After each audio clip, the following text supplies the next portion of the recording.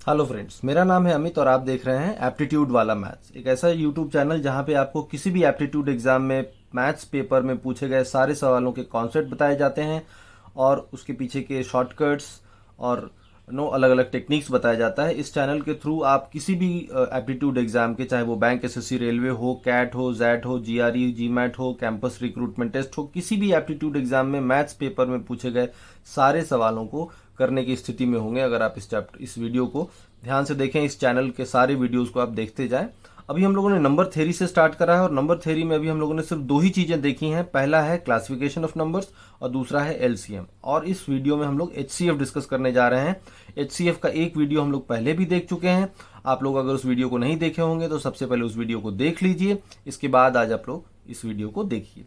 आज के वीडियो में हम लोग बहुत ही इंटरेस्टिंग क्वेश्चंस डिस्कस करने वाले हैं, ऐसे क्वेश्चंस जो आपको नॉर्मली कहीं पे भी जनरली दिखाई नहीं देगा। तो ये आज इस वीडियो के बिल्कुल लास्ट तक बने रहेंगे आप लोग, ताकि आपको कुछ एचसीएफ से रिलेटेड बहुत ही इंटरेस्टिंग कॉन्सेप्ट और बहुत ही इंटरेस्टिंग क्वेश्चंस भी आपको मिलने वाले हैं। तो बिल्कुल लास्ट तक बने रहिएगा, आपको इस वीडियो के थ्रू आज बहुत कुछ एचसीएफ के बारे में नया सीखने को मिलेगा। ओके, तो शुरुआत करते हैं वहीं से जहां से हम लोगों ने पिछले वीडियो में खत्म करा था। टाइप 2 का क्वेश्चन हम लोगों ने डिस्कस किया था। टाइप 2 क्या था, याद कीजिए जो जिन्होंने भी वीडियो देखा है। टाइप 2 में हम लोगों ने बोला था कि अलग अलग डिविडेंड के लिए रिमाइंडर दिया हुआ नहीं रहेगा, लेकिन हम लोगों ने क्वेश्चन जो देखा था उसमें रिमाइंडर सेम था। लेकिन हम लोगों ने ये भी कहा था पिछले वीडियो में कि ऐसा भी हो सकता है कि रिमाइंडर सेम ना हो, और हम लोगों ने ये भी कहा था कि वो क्वेश्चंस भी हम लोग आगे डिस्कस करने वाले हैं। तो आज हम लोग वैसा ही एक बहुत ही खूबसूरत सवाल डिस्कस करने वाले हैं। ये बहुत इंटरेस्टिंग क्वेश्चन है, ऐसे क्वेश्चंस आपको नॉर्मली कहीं मिलेगा नहीं, तो इसको ध्यान से देखिएगा। मैं पहले क्वेश्चन लिखता हूं। क्वेश्चन कह रहा है find largest number which when divided to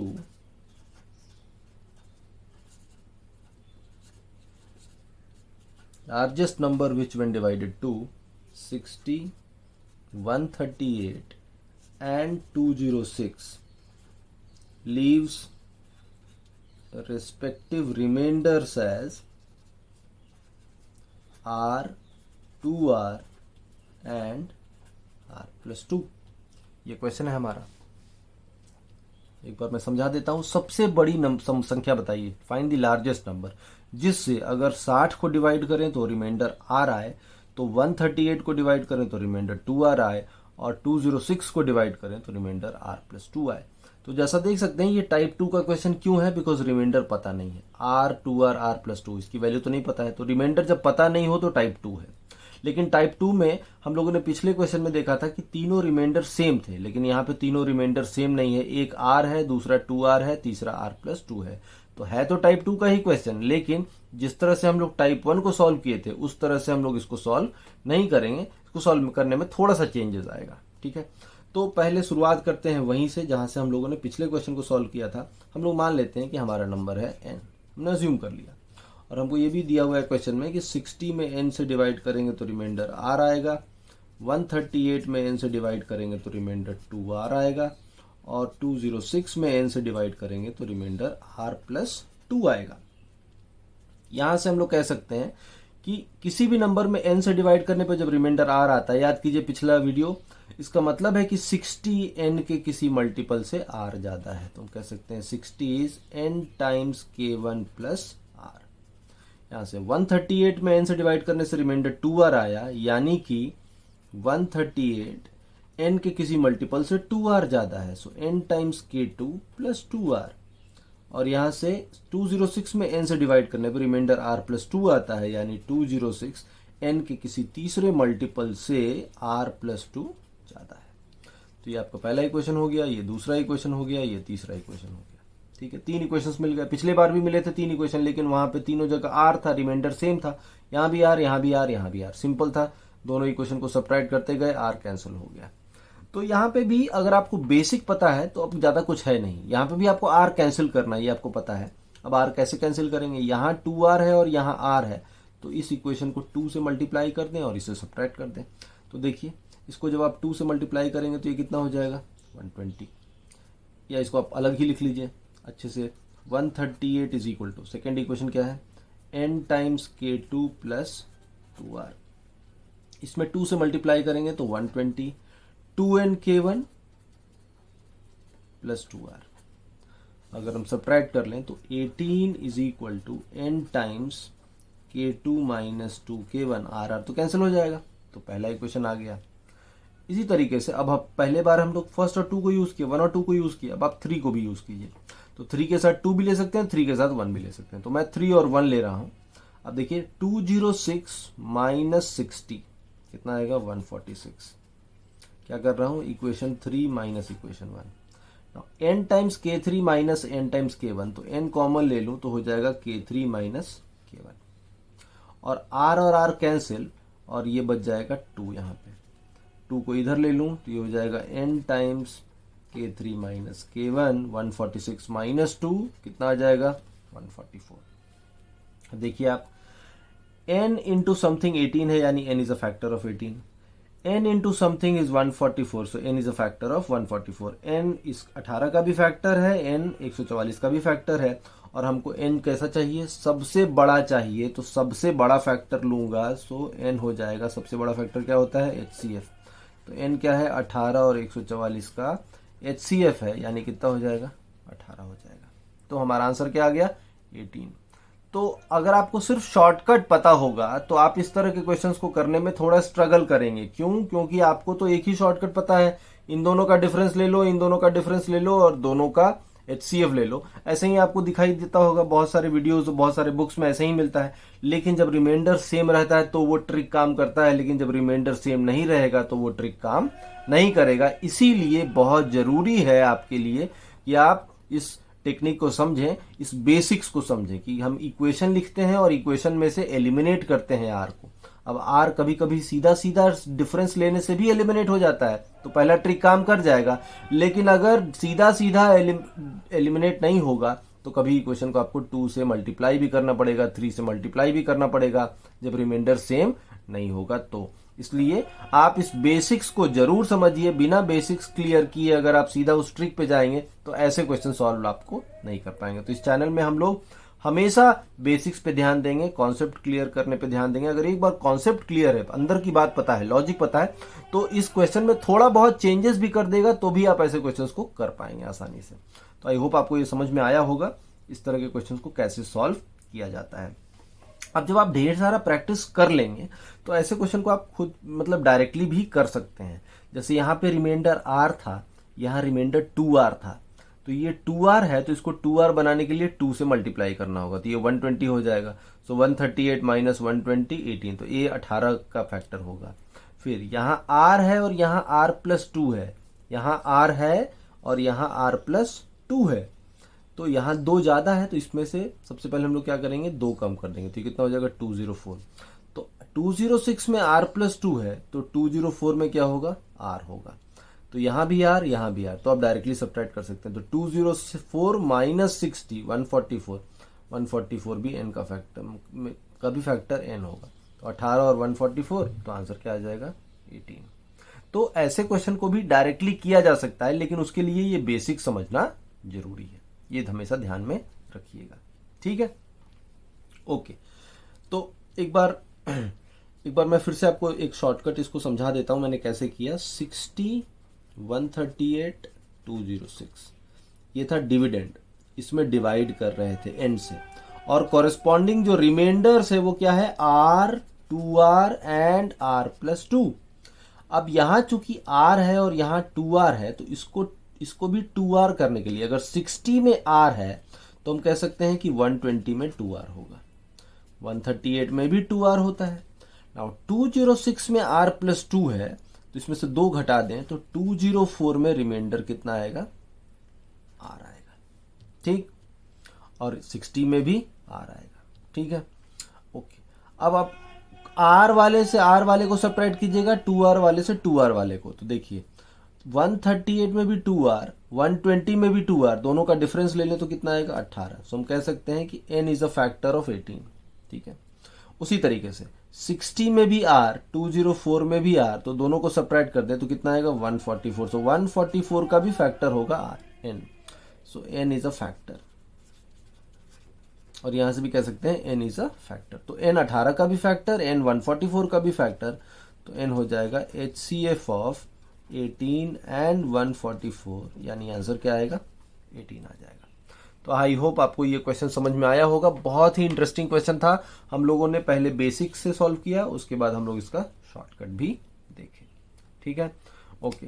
तो ये एक टाइप का क्वेश्चन हुआ। अब इसी में आगे बढ़ते हैं। इसमें हम लोग एक और टाइप के क्वेश्चन को देखेंगे, जो है कि HCF of powers, HCF of numbers in powers. जब नंबर पावर के फॉर्म में होगा तो हम लोग उसका HCF कैसे निकालेंगे, लेकिन उससे पहले उसका कॉन्सेप्ट समझते हैं। ये भी एक इंटरेस्टिंग टाइप का क्वेश्चन आता है HCF पे बेस्ड। जब नंबर्स पावर के फॉर्म में होंगे तो उसका HCF कैसे निकालेंगे, इसके कॉन्सेप्ट को समझते हैं। जैसे इसमें अगर देखें, हम कह सकते हैं कि a plus B is divisible by a plus B. a plus B तो हमेशा a प्लस बी से डिविजिबल होगा, कोई भी नंबर खुद से तो डिविजिबल होता ही है। इसी तरह से आप देखेंगे A cube plus B cube को जब आप फैक्टराइज करेंगे तो ये आएगा a plus B into A square minus A B plus B square, यानी A cube plus B cube का भी एक फैक्टर ए प्लस बी होगा। तो ए प्लस बी को भी डिवाइड करेगा, ए क्यूब प्लस बी क्यूब को भी डिवाइड करेगा। इनफैक्ट आप देखेंगे ए पावर 5 प्लस बी पावर 5 को भी डिवाइड करेगा। यानी ए प्लस बी का भी फैक्टर, ए क्यू प्लस बी क्यू का भी फैक्टर, ए पावर 5 प्लस बी पावर 5 का भी फैक्टर। यानी जब भी पावर ऑड हो, 1 हो, 3 हो, 5 हो, तो उसका हमेशा एक फैक्टर ए प्लस बी होगा ही होगा। तो इसका जो पहला कॉन्सेप्ट है वो यही है कि a power n plus b power n is divisible by a plus b if n is odd. ठीक है, a power n plus b power n is divisible by a plus b if n is odd. ये पहला आपका concept है। Second concept, a power n minus b power n के form में number देखिए। जैसे अगर हम ले ए माइनस बी तो हम कह सकते हैं this is divisible by A minus B. A minus B तो ए माइनस बी से डिविजिबल होगा ही होगा। A square minus B square को आप लिख सकते हैं A minus B into A plus B, यानी A square minus B square भी ए माइनस बी से डिविजिबल होगा। इसी तरह से A cube minus B cube को लिखा जा सकता है A minus B into A square plus A B plus B square, यानी A cube minus B cube भी ए माइनस बी से डिविजिबल होगा। तो यहाँ पे जो सेकेंड कॉन्सेप्ट है वो क्या है, a power n minus b power n. अब चाहे पावर 1 हो, 2 हो, 3 हो, यानी ऑड हो चाहे इवन हो, कुछ भी हो, is always divisible by A minus B, चाहे एन इवन हो चाहे ऑड हो। तो ये दो इंपॉर्टेंट प्रॉपर्टी है जो आपको HCF of numbers in powers को निकालने में यूज आएगा। A power n plus b power n हमेशा ए प्लस बी से डिविजिबल होगा। अगर एन ऑड है तो a power n minus b power n divisible होगा ए माइनस बी से, चाहे एन इवन हो चाहे एन ऑड हो। ठीक है, तो ये छोटा सा एक कॉन्सेप्ट है। इसी कॉन्सेप्ट पे हम लोग क्वेश्चंस देखते हैं HCF में। ओके, तो एक एग्जांपल लेते हैं। सपोज हमारे पास एक क्वेश्चन है 2 power 100 plus 1 and 2 power 300 plus 1, और कहता है इन दोनों नंबर का HCF बताइए। ठीक है, अब आप ध्यान से देखिए, अगर हम इसको ले लें a, तो ये नंबर क्या है a प्लस 1, और इसको हम लिख सकते हैं 2 पावर 100 का पावर 3 प्लस 1, यानी ये क्या है a क्यूब प्लस 1 को क्या लिख सकते हैं 1 क्यूब। तो हमको पता है कि a plus 1 is divisible by a plus 1, तो हम कहें इसका जो सबसे बड़ा फैक्टर होगा वो क्या होगा a प्लस 1। और ये भी हमको पता है पिछले वाले से कि अगर पावर ऑड होगा तो a power n plus b power n हमेशा a प्लस b से डिविजिबल होता है। तो हम कह सकते हैं इसका भी फैक्टर क्या है a cube plus b cube, तो a प्लस b यानी a प्लस 1 से डिविजिबल है। तो हम कह सकते हैं कि जो HCF होगा वो a प्लस 1 होगा, यानी 2 पावर 100 प्लस 1 होगा। तो इस तरीके से आप ये पावर वाले क्वेश्चन को सॉल्व कर सकते हैं। आई होप आपको समझ में आ रहा होगा क्या कहा जा रहा है। ऐसे कुछ भी आप एग्जाम्पल ले सकते हैं। जैसे एक और एग्जाम्पल लेता हूं, ठीक है, जिसमें कहता है कि 2 पावर से, एक और एग्जाम्पल लेता हूं, 2 पावर 54 माइनस 1 और 2 पावर 72 माइनस 1। अब इसको भी हम लिख सकते हैं 2 पावर 18 का पावर 3 माइनस 1, और 1 को क्या लिख सकते हैं 1 क्यूब, और इसको लिख सकते हैं 2 पावर 18 का पावर 4 माइनस 1 का पावर 4। ठीक है, अब ये 2 पावर 18 को a ले लीजिए, तो ये क्या है a क्यूब माइनस 1 क्यूब, और ये है a पावर 4 माइनस 1 का पावर 4। तो हमको पता है कि a cube minus b cube a minus b से डिविजिबल होगा, और a पावर 4 माइनस b का पावर 4 भी क्या होगा a माइनस b से डिविजिबल होगा। तो दोनों का जो HCF होगा वो क्या होगा a माइनस 1, और a हमने किसको लिया था 2 पावर 18 को, तो इसका जो HCF हो गया वो कितना हो गया 2 पावर 18 माइनस 1। तो इस तरह के पावर वाले क्वेश्चन को आप आसानी से सॉल्व कर सकते हैं, जो प्रॉपर्टी हम लोगों ने देखा उसको ध्यान में रखते। समझ में आ गया दोनों क्वेश्चन। तो अब इसको हम लोग एक डायरेक्ट फॉर्मूले में भी समझ सकते हैं। अभी तो बेसिक समझा, मैंने आपको क्या बताया था, सबसे इंपॉर्टेंट है बेसिक समझना। लॉजिक समझ में आ जाएगा तो फॉर्मूला खुद ही अपने आप समझ में आ जाएगा। शॉर्टकट क्या होगा, देखिए यहाँ पे ध्यान दीजिए, 2 पावर 100 था, 2 पावर 300 था, +1 नाउ 100 और 300 का HCF, 100 और 300 का HCF कितना होता है 100, तो हमने क्या किया 2 पावर 100 + 1। यहाँ पे देखिए 2 पावर 54 माइनस 1, 2 पावर 72 माइनस 1, तो 54 और 72, 54 और 72 का HCF कितना आ जाएगा, HCF आ जाएगा 18। देखिए 2 पावर 54, 2 पावर 72, इनका HCF 18 होगा। जब 54 और 72 का HCF 18, तो क्या आ गया 2 पावर 18 माइनस 1। तो यहाँ पे जो शॉर्टकट होगा वो क्या होगा, अगर हमारे पास एक नंबर है a पावर x माइनस 1 और दूसरा नंबर है a पावर y माइनस 1, तो इसका जो HCF होगा वो होगा a power HCF of x and y minus 1। देखिए 2 पावर 100 माइनस 1, x क्या है 100, यहाँ पे भी देखिए 2 पावर 54 माइनस 1, तो x क्या है 54, 2 पावर 72 माइनस 1, तो y क्या है 72। x और y 54 और 72 का HCF कितना 18, तो a पावर 2 पावर 18 माइनस 1। एक ये है। उसी तरीके से a पावर x प्लस 1 और b पावर y प्लस 1। ठीक है, इसमें यहाँ पे भी हमारा जो आंसर होगा वो क्या होगा, सॉरी ये भी a होगा, दोनों पावर सेम है ना, 2 है बेस सेम है, a power x a power y plus 1। इसका भी जो HCF होगा वो होगा a power HCF of x and y plus 1। लेकिन यहाँ पे एक कंडीशन है, हमको पता है कि a पावर प्लस वाले में तभी फैक्टर आता है जब पावर क्या हो ऑड हो। देखिए यहाँ पे 1 1 ऑड है, 3 3 ऑड है, तो 1 और 3 का HCF 1, तो 1 हो गया, a पावर 1 आ गया। तो यहाँ पे तब वैलिड होगा जब हमारा पावर क्या होगा ऑड होगा। तो यहाँ पे वैलिड ये है, हम कह सकते हैं कि this is valid when x and y are odd. ठीक है, कंफ्यूज मत होइएगा।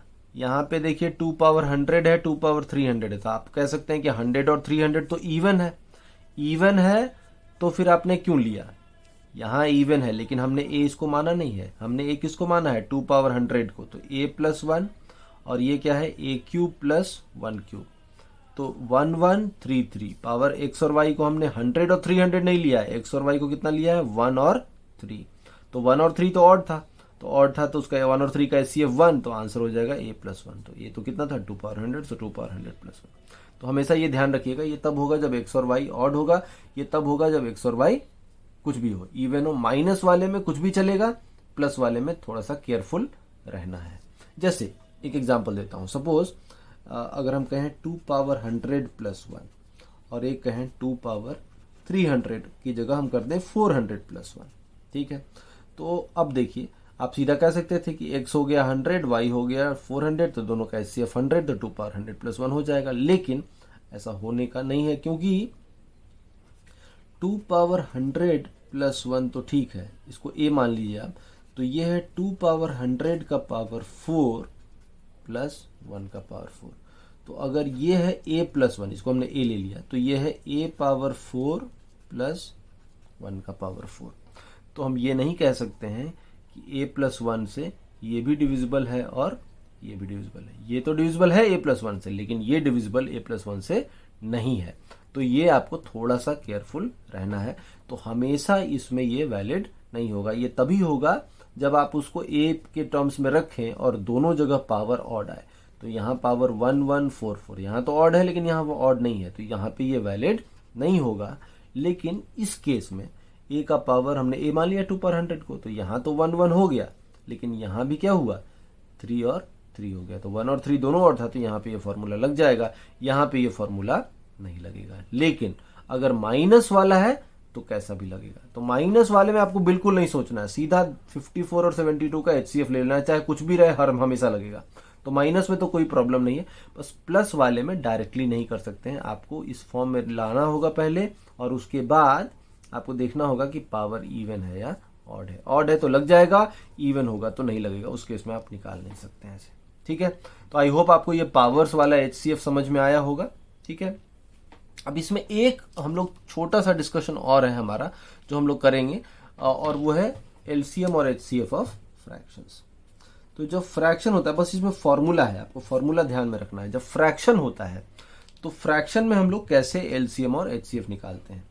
तो हम कहते हैं कि जैसे अगर हमारे पास दो फ्रैक्शन है, A/B, C/D या E/F, तीन फ्रैक्शन है, तो इसका जो LCM होता है वो होता है LCM of A, C and E divided by HCF of B, D and F। बस ये ध्यान रखना है, फॉर्मूला है डायरेक्ट, ऊपर वालों का LCM अपॉन नीचे वालों का HCF। और जब HCF निकालते हैं तो ये हो जाता है HCF of A, C and E divided by LCM of B, D and F। तो याद रखने का ये बहुत आसान तरीका है। LCM होगा तो ऊपर में LCM ले लेंगे, नीचे में HCF लेंगे। HCF होगा तो ऊपर में HCF लेंगे, नीचे में LCM लेंगे। तो ये एक फॉर्मूला है, बस इस फॉर्मूला का कभी कभी एप्लीकेशन हो सकता है। अगर फ्रैक्शन का LCM निकालने को कहा जाएगा तो इसी तरीके से निकालेंगे। सारे न्यूमरेटर का LCM, सारे डिनोमिनेटर का HCF। यहाँ पे सारे न्यूमरेटर का HCF, सारे डिनोमिनेटर का LCM। तो ये कुछ और बातें थी HCF से रिलेटेड जो आज हम लोगों ने इस वीडियो में देखा। ठीक है, और अगले वीडियो में अब हम लोग LCM और HCF का कनेक्शन देखेंगे। अभी तक तो हम लोगों ने LCM को सेपरेटली पढ़ा, HCF को सेपरेटली देखा। अगले वीडियो में हम लोग LCM और HCF के रिलेशनशिप के बारे में बात करेंगे, और उस पे बेस्ड कुछ और इंटरेस्टिंग, बहुत ही इंटरेस्टिंग क्वेश्चंस हम लोग डिस्कस करने वाले हैं। तो अगला वीडियो भी जरूर देखिएगा, वो मैं 1-2 दिनों में डेफिनेटली डालने वाला हूँ।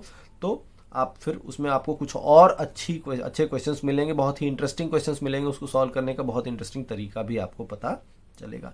तो इस वीडियो के लिए इतना ही। अगर आपको वीडियो पसंद आया होगा तो जरूर से लाइक और सब्सक्राइब कीजिएगा, शेयर कीजिएगा। Thank you all of you for watching. और अगले वीडियो में हम लोग HCF से रिलेटेड और इंटरेस्टिंग क्वेश्चंस लेके आएंगे। Thank you all of you.